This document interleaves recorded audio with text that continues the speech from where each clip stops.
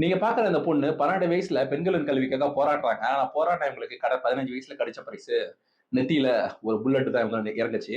ஆனா பொழைச்சு வந்த இவங்க 17 வயசுல நோபல் பிரைஸ் வாங்குறாங்க.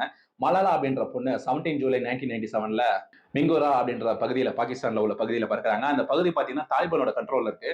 கண்ட்ரோல்ல இருக்கிற பகுதினால என்ன தாலிபான்ஸ் பத்தி நிறைய பேர் கேள்விப்பட்டிருப்பீங்க. பெண்களின் கல்வி பத்தி அவங்களுக்கு முக்கியத்துவமே கிடையாது. ஆனா அவங்களோட அப்பா ஜயாவுதீன் அப்படின்றவரு ஒரு ஸ்கூல் வச்சு நடத்துறாரு. அவர் ஸ்கூல் டீச்சராவும் இருக்காரு. அவர் பெண்களின் கல்வி மேல ரொம்ப ஆர்வம் ஆர்வம் உள்ளவர். அது அவங்க அப்பா கிட்ட இன்ஸ்பிரேஷன் எடுத்தவங்க. பெண்கள் கட்டாயம் கல்வி படிக்கணும் அப்படின்னு சொல்லிட்டு சின்ன வயசுல இருந்து ஒரு ஆக்டிவிஸ்டா போராட ஆரம்பிக்கிறாங்க. ஆனா என்ன துரதிருஷ்டவசமா அவங்க தாலிபான் ஆட்சி கீழ இருக்காங்க. இருந்தா அவங்களுக்கு என்ன பிரச்சனைனா போராடுறாங்க. அவங்களால ஒண்ணும் ஒரு பெரிய அளவுக்கு போராட முடியாம என்ன பண்றாங்க, பிபிசி உருது சேனலுக்கு ஆர்டிகல்ஸ்லாம் எழுதுறாங்க. பெண்கள் எப்படி கஷ்டப்படுறாங்க, எப்படி தாலிபான் ஆட்சி கீழ மக்கள்லாம் எப்படி பொதுமக்கள் எப்படி கஷ்டப்படுறாங்க அப்படின்னு பிபிசி உருது சேனலுக்கு குல் மகாய் அப்படின்ற பேர்ல ஆர்டிகல்ஸ்லாம் எழுதுறாங்க.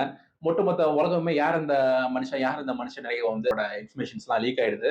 இவங்க தான் இந்த ஆர்டிகல்லாம் எழுதுறாங்க அப்படின்னு சொல்லிட்டு மலாலா தான் எழுதுறாங்க அப்படின்னு லீக் ஆன உடனே இவங்க ஒரு பஸ்ல போயிட்டு இருக்கும் அங்க வந்த போராளிகள் என்ன பண்றாங்க, இந்த பொண்ணை நெத்திலேயே பார்த்து சுட்டுறாங்க. சுட்ட உடனே ஒட்டுமொத்த உலகமே இந்த பெண் கதை அவ்வளவுதான் அப்படின்னு சொல்லி நினைச்சு இந்த பெண்ணு அப்புறம் அங்க உள்ள பெண்களுக்கு எல்லாம் யாரு போராட போறாங்க அப்படின்னு நினைச்சிட்டு இருக்கிறப்போ இந்த பொண்ணு பொழைச்சு வந்துட்டா. வந்த உடனே இன்னுமே பொழைச்சு வந்ததுக்கு அப்புறமே அந்த பெண்களின் கல்விக்காக போராட ஆரம்பிக்கிறா. இதை பார்த்த நோபல் பிரைஸ் கமிட்டி 17 வயசுல இந்த பொண்ணுக்கு நோபல் பிரைஸ் கொடுக்குறாங்க.